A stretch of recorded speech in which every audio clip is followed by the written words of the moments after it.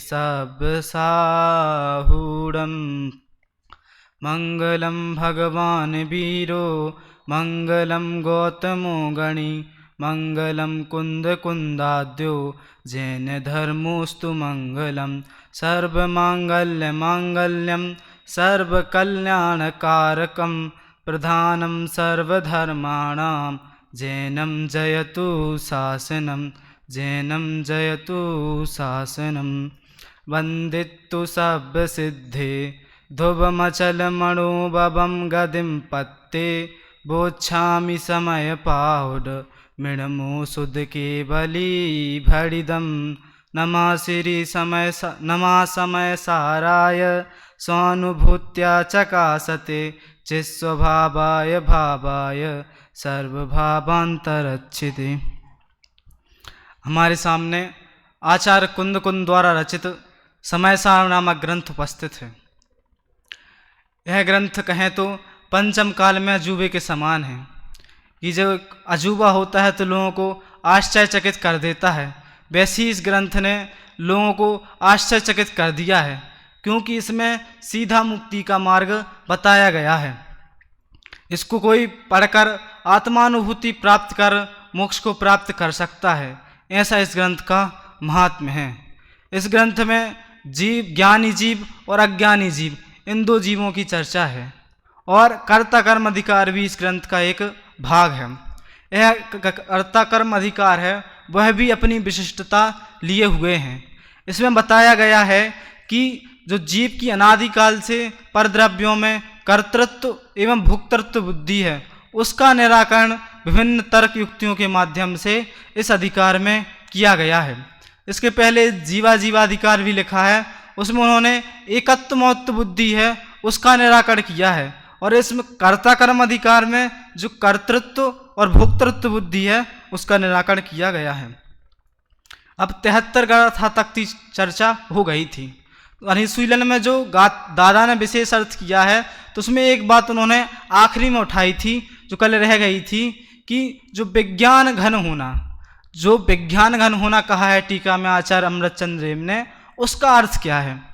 तो दादा ने वहाँ पर अर्थ किया कि आत्मस्थित होना, आत्मलीन होना, वह क्या है, विज्ञान घन होना है।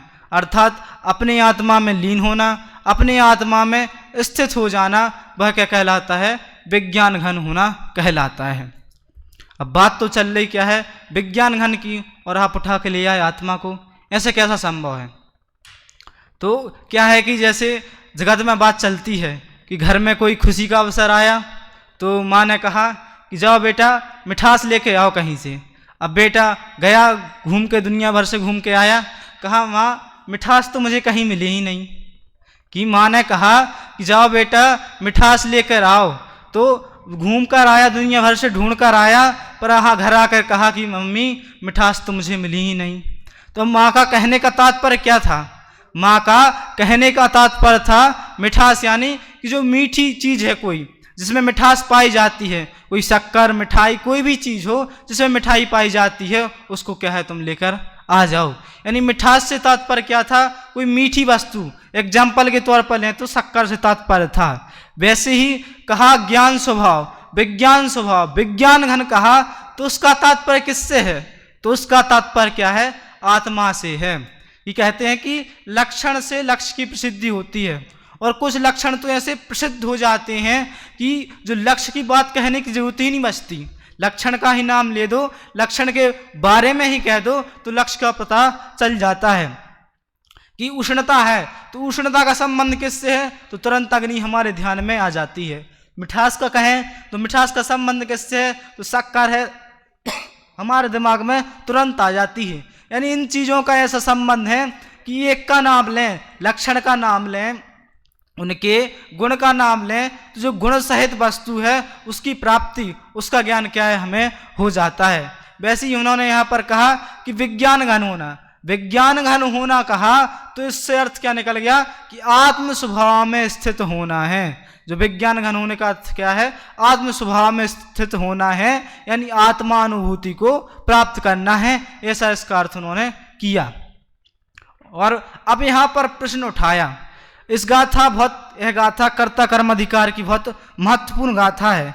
एक कारण तो है कि इसमें जो आगे का पूरा विषय आया था उसका उपसंहार किया गया है, और दूसरी चीज क्या है कि इसमें प्रश्न अलग तरीके से उठाया गया है उत्थानिका में, और गाथा में उसका उत्तर अलग तरीके से दिया गया है। उत्थानिका में तो आचार्य अमरचंद्र देव ने कहा कि कथम ज्ञान स्रव निवृत्त्यो समकालत्वमिति चेत, हिंदी में कहें तो कि आत्मज्ञान होने और आश्रमों की निवृत्ति का एक काल कैसे हो सकता है। कि पिछली गाथा में आप कह के आए थे कि विज्ञान घन होता हुआ यह आत्मा आश्रमों से निवृत्त हो जाता है। तो अब आगे का प्रश्न उठना स्वाभाविक था कि इन दोनों में समकालत्व कैसे है, दोनों एक टाइम में कैसे होते हैं, कि आत्मज्ञान होना और क्या है आश्रमों से निवृत्ति होना। तो अब इसका उत्तर जो आचार्य देव ने दिया 74वीं गाथा में, उनने उत्तर बहुत अलग तरीके से दिया है। इसके पीछे भी बहुत गहरा मनोविज्ञान है, बहुत गहरा दर्शन है। कि सीधा उत्तर क्यों नहीं दिया, सीधा ये भी उत्तर हो सकता है कि जैसे जैसे आत्मा आश्रमों से आत्म का ज्ञान करता है वैसे वैसे आश्रमों से निवृत्त होता जाता है। उदाहरण के तौर पर कह देते कि जैसे जैसे प्रकाश होता जाता है वैसे वैसे अंधकार दूर हो जाता है।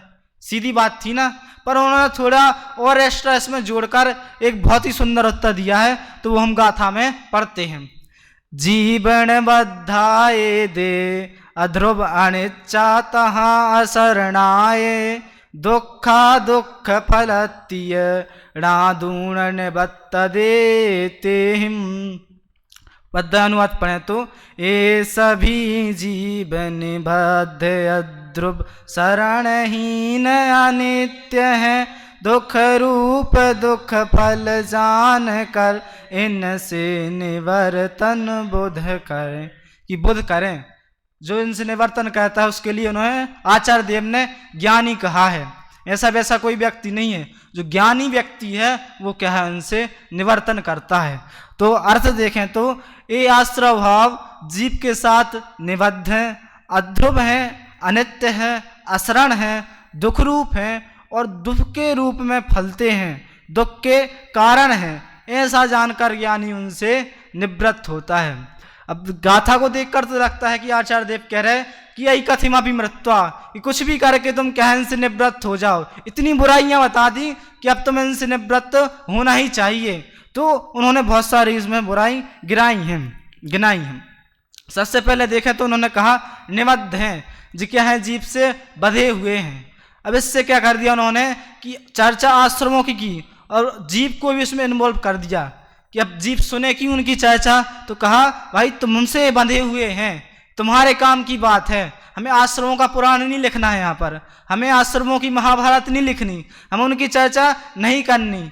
चर्चा क्यों कर रहे हैं, क्योंकि तुमसे बंधे हुए हैं, तुमसे इनका संबंध है, हमसे इनका संबंध है, इसलिए हम इनकी चर्चा कर रहे हैं। कोई आश्रमों से हमारा लगाव नहीं है, न ही कोई दुश्मनी है कि उनकी चर्चा कर रहे हैं। तो पहला विशेषण उन्होंने रखा कि जीव निबद्धा, कि जीव से निबद्ध हैं, जीव से बंधे हुए हैं। अभी बात भी कर रहे हैं तो बहुत मनोवैज्ञानिक तरीके से कर रहे हैं आचार्य देव।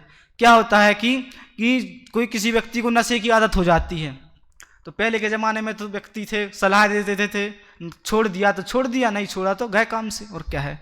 पर आज के ज़माने में थोड़ी वैज्ञानिक तरक्की हुई तो काउंसलिंग होने लगी, कि नशा मुक्ति केंद्र खुलने लगे, या किसी को नशा है तो उसमें जाकर आप उसको भेज दो, वहाँ पर वो रहेगा और क्या है उसका नशा छूट जाएगा। तो जो नशा मुक्ति केंद्र होते तो वहाँ पर भी क्या करते, वो मनोवैज्ञानिक प्रक्रिया अपनाते हैं। जो व्यक्ति को जौन सा नशा लगा है तो सबसे पहले क्या करते, उस नशे के बारे में उसको जानकारी देते हैं पूरी। ये नशा ऐसा है, ये ऐसे काम करता है, इन चीज़ों से ये बना है, मिलकर बना है। अब आप आश्चर्यचकित होने की बात है कि भाई वो तो छूटने आया है, वहाँ पर पीएचडी करने नहीं आया नशे के ऊपर, कि शराब छोड़नी है तो शराब के ऊपर पीएचडी करने नहीं आया। फिर आप क्यों बता रहे हैं? तो बताने का उनका उसके पीछे अभिप्राय है कि तुम जानो ये चीज़ तुम पी रहे हो तो खराब है और तुम्हारे जो शरीर है उस पर भी खराब असर करती है। तो उसके पहले चीज़ें जानने के पहले कैसे जाननी पड़ेंगी कि उनका अपने साथ कैसे उस शरीर के साथ प्रक्रिया होती है, उसकी वो चीज़ कैसी गंदी गंदी चीज़ों से बनती है। जब ये बताएंगे तो अपने आप क्या है व्यक्ति नशा छोड़ने के लिए तत्पर हो जाएगा। तो वैसे ही आचार्य देव ने मनोविज्ञान के तरीके से आश्रमों की बुराई गिना दी कि आश्रम ऐसे ऐसे हैं, और आपने ऐसा जान लिया तो अब आश्रमों से निवृत्ति करने के बिना नहीं रहेंगे। गारंटी दे रहे हैं आचार्य देव कि अगर आपने बिल्कुल ऐसा श्रद्धान ज्ञान अनुभव कर लिया तो आश्रमों से निवृत्त होने के बिना आप 1 मिनट भी रहने वाले नहीं हैं। तो पहले आश्रम की जो चर्चा कर रहे हैं उसमें जीव को उनने इन्वॉल्व कर लिया कि जीव निबद्धा ये तुमसे बंधे हुए हैं, इसलिए मैं तुम्हारे सामने इनकी चर्चा कर रहा हूं। कि अब घर पर 2 जुड़वा भाई रहते थे एक घर में, तो एक दिन एक भाई आया, घर पर जाकर बैठ गया। तो पिताजी ने कहा कि बेटा लड़की देखने जाना है। ठीक है, चलने हैं, तैयार हो जाना सुबह से अच्छे से। हाँ, हो जाऊंगा। तो पहले तो कोई नहीं, ऐसे ही आराम से आंसर दे रहा था। फिर जब कहा कि बेटा तेरे लिए देखने जाना है, फिर देखो आपको उसका चेहरे का एक्सप्रेशन, उसके हाव भाव कैसे होंगे कि जब पता चला कि तेरे लिए देखने जाना है। पहले तो कहते रहे कि जाना है ऐसा वैसा, ऐसी लड़की है, ऐसा कोई नहीं, बिल्कुल तटस्थ भाव से सुन रहा है। पर जब कहा बेटा तेरे लिए देखने जाना है तो फिर उसके अंदर में अलग ही उत्साह आ जाता है। वैसे ही आचार्य देव कह रहे कि आश्रय भाव क्या है, तुझसे निबद्ध है, इसलिए क्या है तत्पर होकर सुन, तू उनसे बंधा हुआ है। तो पहला विशेषण बहुत ही खास उन्होंने यहाँ पर रखा है। फिर 2 विशेषण रखे, अध्रुव और अनित्य। अब अध्रुव अनित्य का क्या तात्पर्य है? तो अब ये तो हम सुनते आ रहे हैं कि जीवन अनादिकाल से कर्मों से बंधा हुआ है। तो आचार्य देव ये सहूलियत दे रहे तुम्हें, ये सांत्वना दे रहे कि बेटा अनादिकाल से तो बंधा हुआ है, पर ये कैसे हैं? अध्रुव हैं, अनित्य हैं। यानी तुम क्या कर सकते हो, इनका नाश भी कर सकते हो। ऐसी बात नहीं कि बंधे हो तो बंधे हो। तो इसमें निराश मत हो जाना कि अनादिकाल से बंधे हो, पर आगे तुम इनका भाव कर सकते हो, क्योंकि ये अध्रुव हैं और अनित्य हैं। फिर आगे कहा असरण हैं। असरण क्यों कहा कि अब हैं रहने दो, क्या फायदा उनसे? तो कहा बेटा ये तेरे कभी काम में आने वाले नहीं हैं। तू जो शुद्ध चैतन्य आत्मा है, ये आश्रय भाव तेरे काम में आने वाले कभी नहीं है। कि कोई दोस्त हो हमारा, कोई जा रहे हो हम कहीं पर, जैसे कहीं पर जा रहे हो, तो जब हम जा रहे हो, जैसे हम लोग थे तो हमारे गांव से थोड़ी दूर एक घुआरा नामक नगर है, तो वहाँ पर काम के लिए कोई जाते हैं, तो गाड़ी से जब जाते तो खाली जा रहा व्यक्ति तो कह लेते हमें बैठा लो तुम, हम भी तुम्हारे साथ चले जाएंगे, तो इसे उसके साथ चले जाते हैं। तो अब जीव ठीक है, आश्रय हमसे बंधे हुए हैं, ठीक है, अच्छी बात है। अध्रुव अनित्य है, ठीक है, यही बात है, इससे हमारा क्या नुकसान? और भाई असरण है, तो उसको ले तो जा रहा है साथ में, तो उसको साथ में तो रखा है, पर वो तेरे काम में आने वाला कोई चीज़ नहीं है। कि तुम्हें जब काम पड़ेगा तो आश्रय तुम्हारे काम में आने वाले नहीं हैं। तो यानी असरण हैं। और कैसे हैं? दुख रूप हैं। अब आई प्रयोजन की चर्चा, तो अब आई, पहले उनने चर्चा की, पर पहली चर्चा क्या है, थोड़ी सामान्य लगती है, पर जब बात आ जाती है कि दुख रूप हैं तो अब थोड़ा लगता है कि हमारे लिए क्या है, खतरा वाली चीज़ है। तो दुख रूप हैं और क्या है, दुख के रूप में फलते हैं। पहले उनका स्वभाव बता दिया कि स्वभाव कैसा है, तो दुख रूप स्वभाव है कि हमेशा तुझे दुख देने वाले हैं। अब कोई कहे ऐसी कैसी बात हो सकती है कि हमेशा दुख देने वाले हैं? अरे पुण्याश्रय भी तो बनता है, उससे तो अच्छी अच्छी चीज़ें मिलती हैं, स्वर्ग की संपदा मिलती है, चक्रवर्ती के भोग मिलते हैं, ये हमें दुखदायक दुख देने वाले हैं, ऐसे कैसे हो सकता है? तो भाई वो जरूर लौकिक में उनको सुख कह दें, पर यथार्थ रूप से देखा जाए तो वो भी कोई सुख नहीं है, असली दुख है। क्योंकि अगर उसमें सुख होता तो तीर्थंकर क्यों उसका त्याग करते, बड़े बड़े महापुरुष का त्याग करके मोक्ष के लिए क्यों तैयार होते? यानी युक्ति से, प्रत्यक्ष से, शास्त्र प्रमाण से, हर चीज़ से देख लो तो उनमें भी क्या है, कोई सुख नहीं है। यानी दुख रूप है और दुख के रूप में फलते हैं। यानी जो उनका अनुभव आता है तो वह भी कैसा आता है, दुख रूप में आता है, और दुख के कारण है। यानी हर तरह से उन्होंने क्या किया, पैकेज कर दिया कि यहाँ से वहाँ से कोई गुंजाइश सुख की नहीं है नास्तिकों में। स्वभाव भी दुख रूप है, दुख के रूप में फलते भी हैं, और कारण भी क्या है, दुख के ही हैं। यानी हर तरफ से दुख दुख ही है, सुख कहीं तुम्हें इनसे मिलने वाला नहीं है। अब तो क्या करो, तो क्या करो, जानकर, यानी ऋणादूण जानकर, इनको जानकर क्या करो, इनसे निवर्तन करो। तो जानकर कैसा कि बस पढ़ लिया हमने, समय सार रखा है, प्रवचन हो रहे हैं, जान लिया कि आश्रव ऐसे ऐसे हैं, 4-5 जनों के साथ चर्चा कर ली, बहुत सारी कहा। सूरदास जी तो कहते हैं निंदा सबद रसाल, जो निंदा रूपी रस है वो सभी रसों में बड़ा है। तो निंदा भी कर ली 4-5 लोगों के साथ बैठ के कि आश्रम ऐसा ऐसा ऐसा है, 2-3 पेज भी लिख दिए, इससे अपनी वृत्ति हो जाएगी? नहीं हो जाएगी। पर आचार्य देव तो कह रहे कि ऋणादून जान लो और निवृत्ति हो जाएगी। तो ऋणादून का मतलब क्या है? आज सुबह से दादा का प्रवचन चल रहा था, तो 7वें अधिकार के प्रारंभिक पंक्ति आई थी कि जो जैन हैं और जिन आज्ञा को मानते हैं। तो मानते का अर्थ दादा ने क्या किया था? तो मानते का अर्थ दादा ने किया था कि मानते हैं श्रद्धा है, मानते के अंदर जानना भी है कि जो जिनेंद्र भगवान ने बताया है उसको जानते भी हैं, और जो एक और चीज इंक्लूड है कि वैसा आचरण भी करते हैं। यानी मानते के अर्थ अंदर कौन कौन सी चीजें आ गई? जानना भी आ गया और आचरण करना भी आ गया। वैसे ही यहाँ पर ऋणादूढ़, इसके अंदर तीनों चीजें आ गई, जानना भी, मानना अर्थात श्रद्धा करना, और वैसा अनुभव करना, अंदर में वैसी बिल्कुल अंदर से वैसी फीलिंग आ जाए कि आश्रव क्या है? दुखकार हैं। जब ऐसी चीज हो जाए तो उसको कहते हैं कि निवर्तन होना, यानी सम्यक दर्शन, सम्यक ज्ञान, चरित्र। सीधी बात कहें तो ये 3 चीजें हैं। जब ऐसा करते हैं तो जो ज्ञानी जीव हैं वो क्या करते हैं? बुद्ध हैं, ज्ञानी उनसे क्या होता है? निवृत्त हो जाता है। यानी आश्रव से निवृत्त होने के लिए उन्होंने पूरी प्रक्रिया बता दी। पर जो प्रश्न उठाया था कि एक काल कैसे हो सकता है, यहाँ तो आपने प्रक्रिया बता दी कि ऐसे ऐसे निवृत्त हो जाते हैं, पर दोनों में एक समय कैसे हो सकता है कि आत्मा को जानना और आश्रमों से निवृत्ति करना? तो दोनों में क्या है, एक टाइम कैसे हो सकता है? तो उसका जवाब तो आया नहीं। तो आचार्य देव ने यहाँ पर जवाब बहुत ही अलग तरीके से दिया है कि एक कहानी तो आप लोगों ने सुनी होगी कि कोई एक तोते को पकड़ के पिंजरे में बंद कर दिया। तो तोते को पिंजरे में बंद कर दिया, तो अब उसने मन में सोचा कि अब मुझे इससे मुक्त होना है, तो कैसे मुक्त हूँ? तो एक गुरुजी थे, तो जो सेठ के यहाँ पर तोता रहता था, तो सेठ क्या है गुरुजी से मिलने जा रहे थे।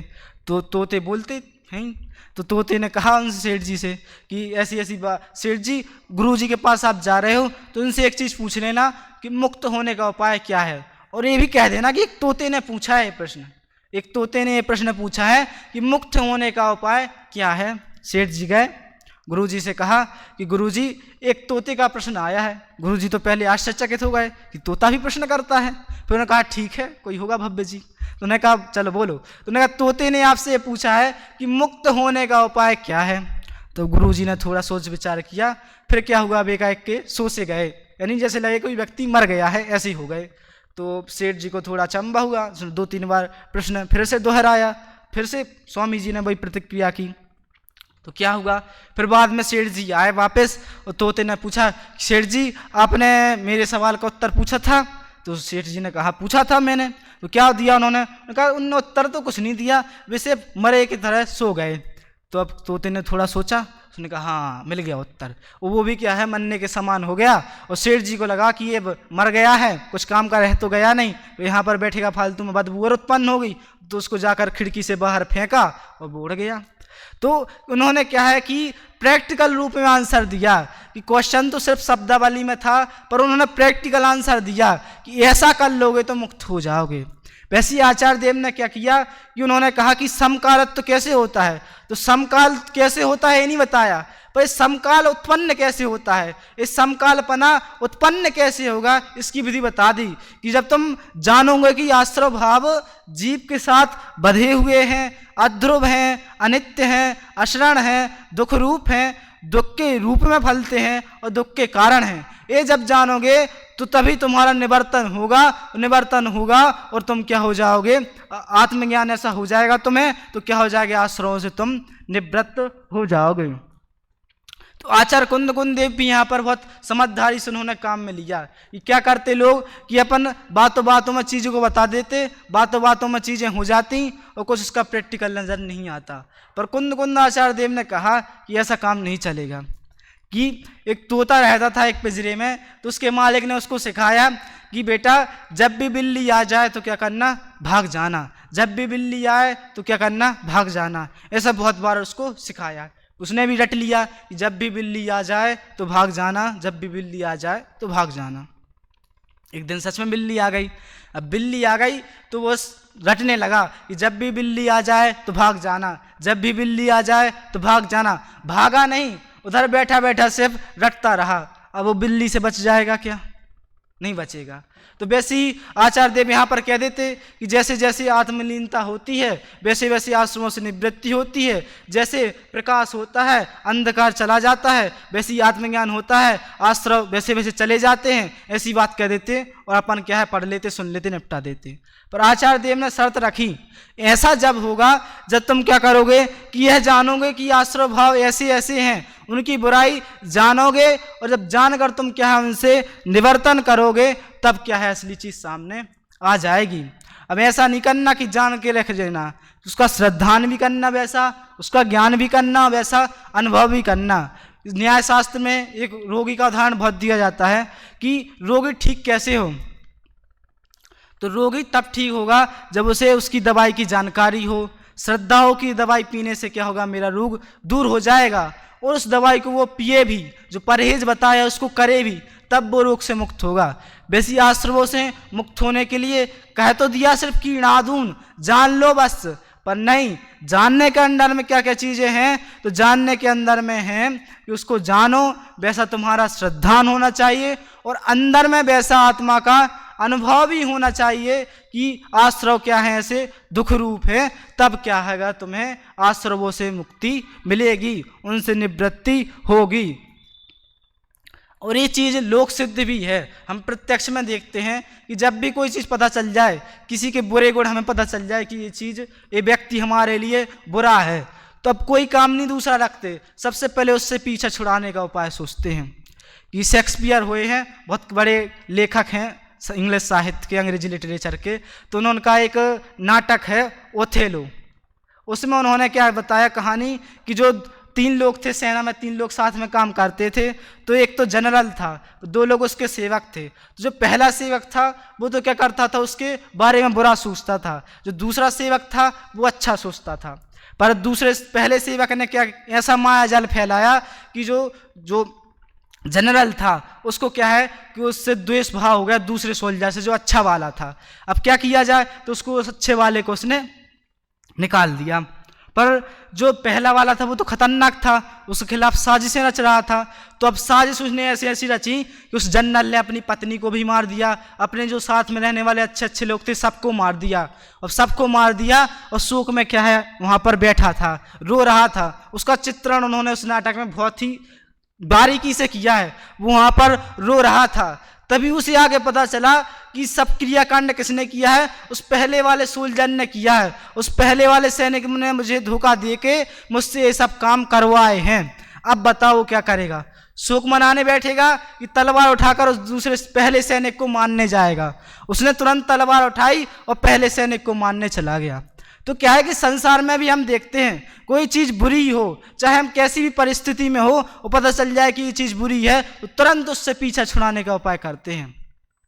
अगर बाहर में क्रिया में ऐसा नहीं हो, पर मन में तो ऐसी बात अपने आप चलने ही लगती है कि मुझे इससे पीछा छुड़ाना है, उसकी प्लानिंग हम करने ही लगते हैं। यानी ये अनुभव सिद्ध चीज़ है कि जब तुम इनको जान लोगे, ऐसा ये कोई शास्त्र की बात तो है ही, पर अनुभव से भी सिद्ध है कि तुम आश्रमों को जान लोगे कि जीव निबद्ध है, अद्रुम है, शरणहीन है, अनित्य है, दुख रूप है, दुख फल है। ऐसा जान के जब जान लोगे तो इनसे निवृत्ति भी क्या कर लोगे, तुम कर लोगे।